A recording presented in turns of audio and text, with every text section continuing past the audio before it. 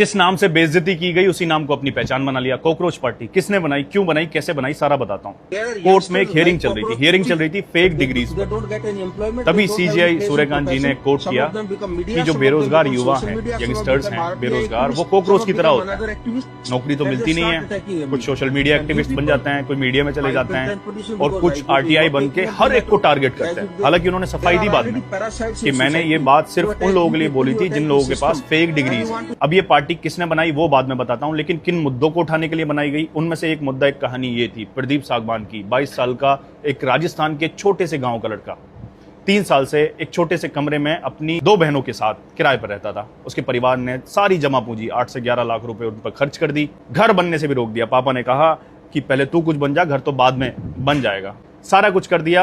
इस बार जब उसने नीट का एग्जाम दिया, 3 मई को नीट का एग्जाम देने के बाद उसने अपने पापा को फोन लगाया और बोला, पापा इस बार आपका बेटा डॉक्टर बन जाएगा, 650 से ज्यादा मार्क्स आएंगे 720 में से, तो अच्छी रैंक आएगी।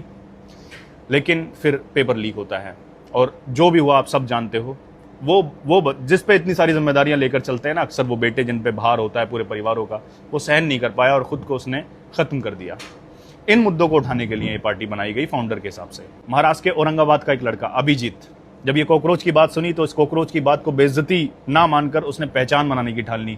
एक ऑनलाइन पार्टी बना दी, कॉकरोच जनता पार्टी, और उसमें अनबिलीवेबल उसने कंडीशन डाली कि कौन कौन उसको ज्वाइन कर सकता है। उसमें फॉर्म डाला उसने कि आप, पहली कंडीशन ये है कि आप पढ़े लिखे बेरोजगार होने चाहिए, मतलब आपके पास डिग्री हो लेकिन आप बेरोजगार होने चाहिए। दूसरी, आप आलसी हो, मतलब आपको देश बदलने की आप में जुनून होना चाहिए लेकिन आप आलसी होने चाहिए। तीसरा उसने डाला कि आप ऑनलाइन रहने के आदी होने चाहिए, हर वक्त फोन चलाने वाले जो लोग होते हैं ना, वो कंडीशन डाली। और चौथा, आपको भड़ास निकालना आना चाहिए, किस तरह से पॉजिटिव वे में अपनी भड़ास को आप निकाल सकते हो जो सही डायरेक्शन में जाए। ये 4 चीजें अगर आपके अंदर हैं तो आप ये पार्टी ज्वाइन कर सकते हो। उसने बाकायदा गूगल फॉर्म एक्स पर अपलोड किया और उसका इतना बड़ा असर हुआ कि 2 दिन में ये अपने आप में एक बड़ी पार्टी, हालांकि कोई रजिस्टर्ड पॉलिटिकल पार्टी नहीं है, लेकिन किसी भी पॉलिटिकल पार्टी के इतने ज्यादा, पूरी दुनिया में इतने ज्यादा फॉलोअर्स नहीं है जितने उसने 2 दिन में बना लिए। पार्टी का मैनिफेस्टो क्या रखा है कि 50% रिजर्वेशन मिलना चाहिए वुमेन को कैबिनेट में। जो भी एमएलए या एमपी कोई भी डिफेक्टिव है तो उसको 20 साल से इलेक्शन के लिए बैन कर देना चाहिए। जो मीडिया, जो एंकर्स हैं, उनके अकाउंट का इन्वेस्टिगेशन होना चाहिए, और भी कई सारी कंडीशंस उन्होंने रखी। अब ये तो नहीं पता ये किस डायरेक्शन में जाएंगे, लेकिन इतनी बड़ी तादाद में सिर्फ 2 दिन में इतने सारे युवाओं का इस पार्टी से जुड़ना अपने आप में एक बहुत बड़ी बात है।